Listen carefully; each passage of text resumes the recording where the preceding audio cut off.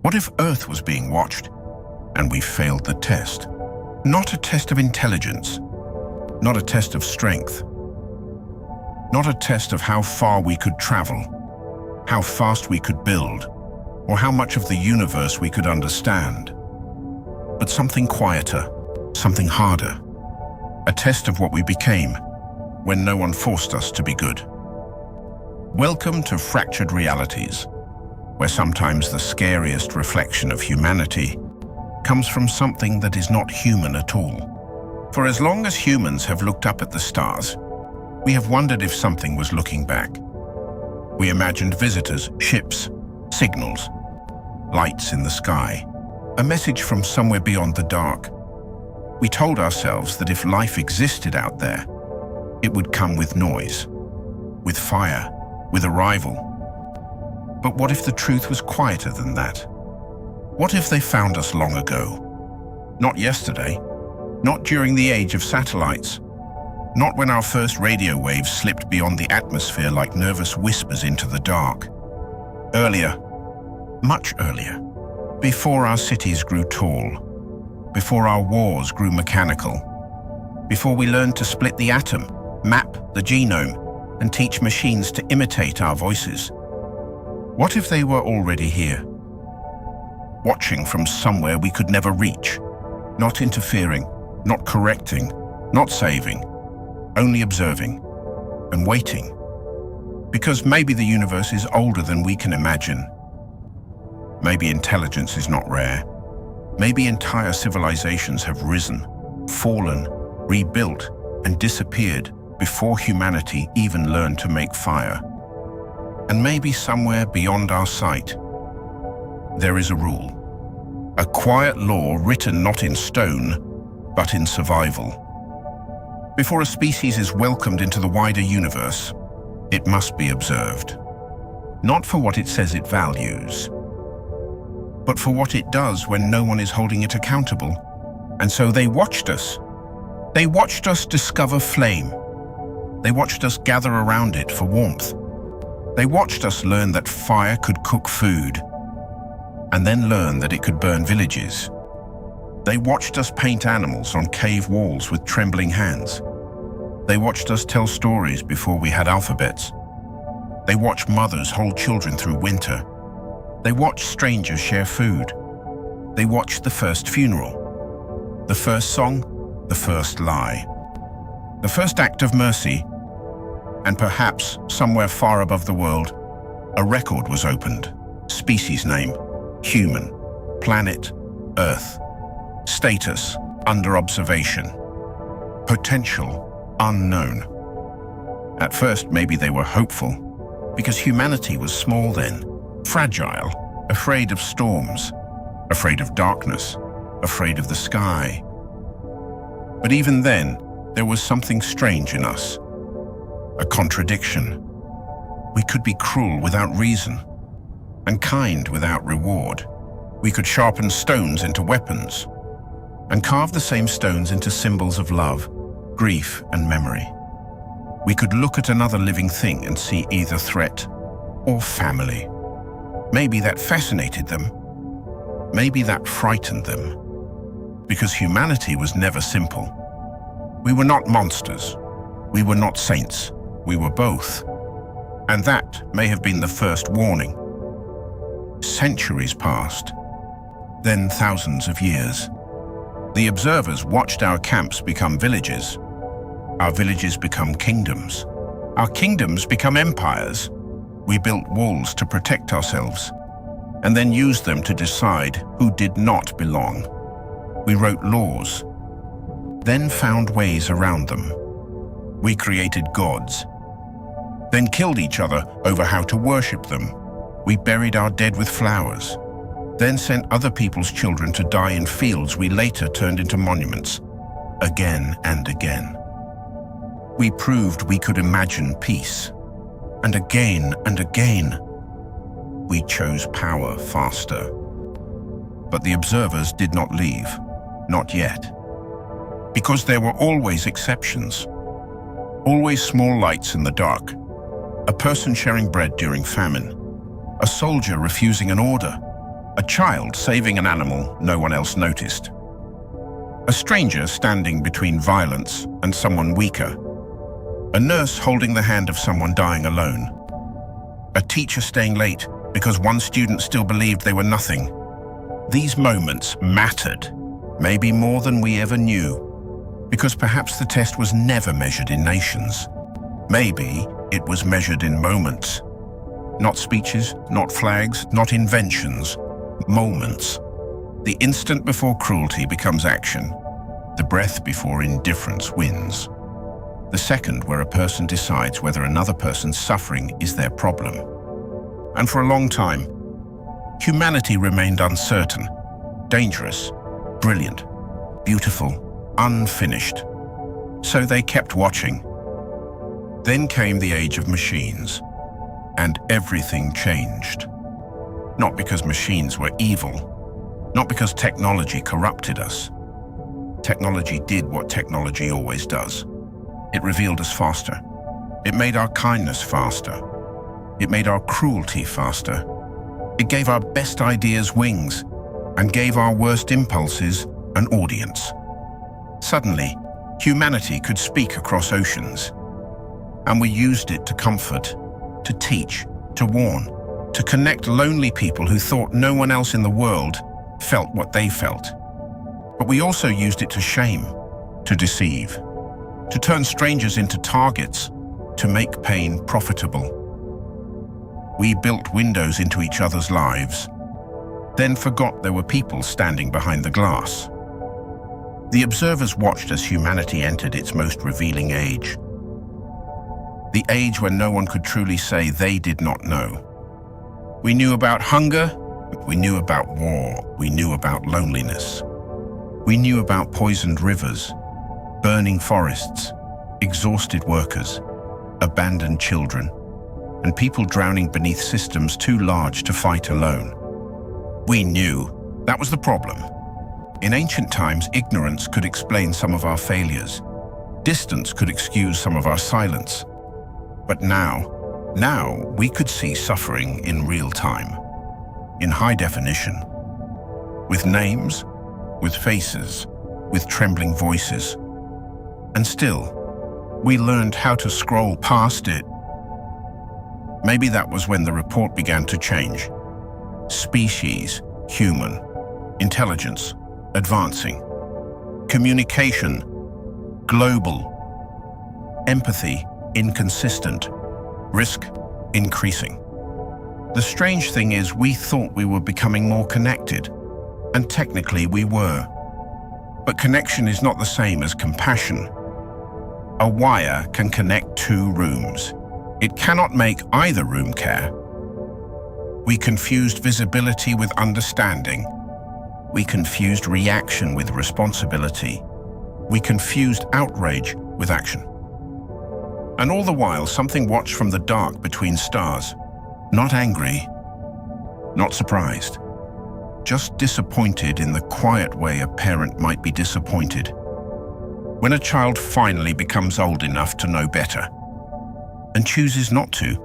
But still, humanity was not lost, not entirely, because even in the noise, there were miracles, not the kind that split seas or shake mountains, smaller ones. A message sent at the exact moment someone was ready to give up. A community gathering around a family they had never met. A person changing their mind. An apology arriving before it was too late. A hand reaching out when every system had failed. These moments kept appearing, stubborn, defiant, human. And perhaps the observers argued about us. Maybe some believed we were too dangerous. Maybe some believed we were still young. Maybe some saw our wars and said, they will spread this. Maybe others saw our music, our poetry, our grief, our love, and said, but look what else they carry. Because that is the impossible thing about humanity. We can destroy what we do not understand, and we can love what we cannot keep. We can pollute oceans. then write songs about how beautiful they are. We can let people go hungry, then cry at stories of generosity. We can build weapons powerful enough to end civilizations, while still teaching children to make wishes on stars. The contradiction is not a flaw in humanity, it is humanity. And maybe that was why the test lasted so long, because we were never easy to judge. Then came the final phase. Not announced, not written in any language we knew. No trumpet from the heavens, no message burned into the moon. Just another era of human history, where the question became impossible to avoid. What would humanity do when it had enough power to change the world, but not enough wisdom to protect it? That was the real test. Not whether we could reach the stars, but whether we could be trusted with one planet, one home, one another. We were given forests that breathed for us, and we cut them down to build things we threw away. We were given oceans that carried life older than our myths, and we filled them with the leftovers of convenience. We were given minds capable of empathy, and trained them to compete for attention. We were given children, and taught them to prepare for a future we refused to repair. Still, the observers waited, because judgment, if it is fair, must allow for change, and humans can change. That may be the most frustrating and beautiful thing about us. We can wake up one day and choose differently. A cruel person can become gentle. A selfish society can become generous. A broken generation can refuse to pass the same wounds forward. Humanity always had that possibility. Always. But possibility is not proof. And eventually, the test had to end. Not because we ran out of time, but because we ran out of excuses. The observers did not ask whether we had made mistakes. Every species makes mistakes. They did not ask whether we had suffered. Every living world knows suffering. They did not ask whether we had invented enough, learned enough, expanded enough, or dreamed enough. The question was simpler. After everything humanity had seen, after everything humanity had learned, after all the chances to become kinder, what did we choose when kindness became inconvenient? That was the question, and the answer was recorded everywhere.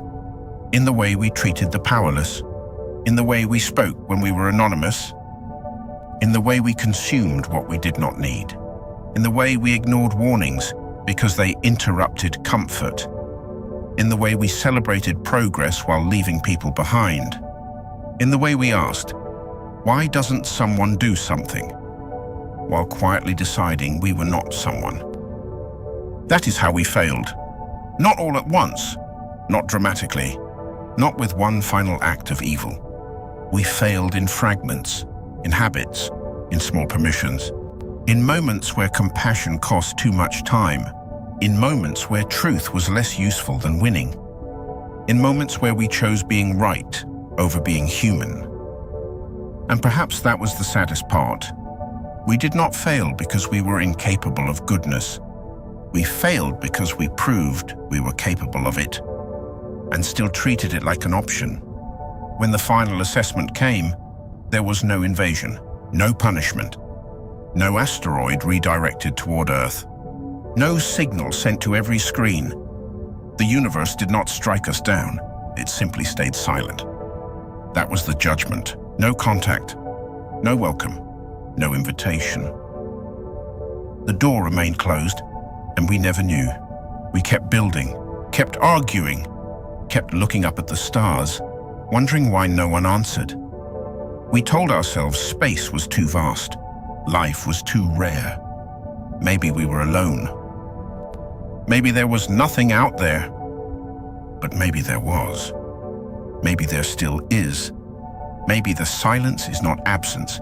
Maybe it is refusal. Maybe the universe looked at Earth, saw everything we were, everything we could have become, everything we chose instead, and quietly decided, not yet. There is a strange mercy in that, because not yet is not never. Maybe we failed the first test. Maybe humanity was not ready, but a failed test can still teach, if anyone is willing to learn from it. And maybe that is why we still feel watched sometimes. Not because something is waiting to destroy us, but because something is waiting to see whether we notice ourselves. Maybe the real observer was never just beyond the stars. Maybe it was always built into the quiet moments of our lives. The moment you choose patience, the moment you tell the truth, the moment you help someone who cannot repay you, the moment you refuse to become cruel just because cruelty is easier. Maybe every day is still part of the assessment, not of humanity as a species, but of you, of me, of every small choice that says, we are not finished yet. Because if the universe is watching, then maybe it is not watching our rockets. Maybe it is watching our hands. What they build, what they take, what they hold, what they refuse to let go of. Maybe it is not listening to our speeches. Maybe it is listening to how we speak when no one important is in the room. Maybe it is not measuring our intelligence. Maybe it is measuring the distance between what we know and what we do about it. And if that is true, then perhaps the test never really ended.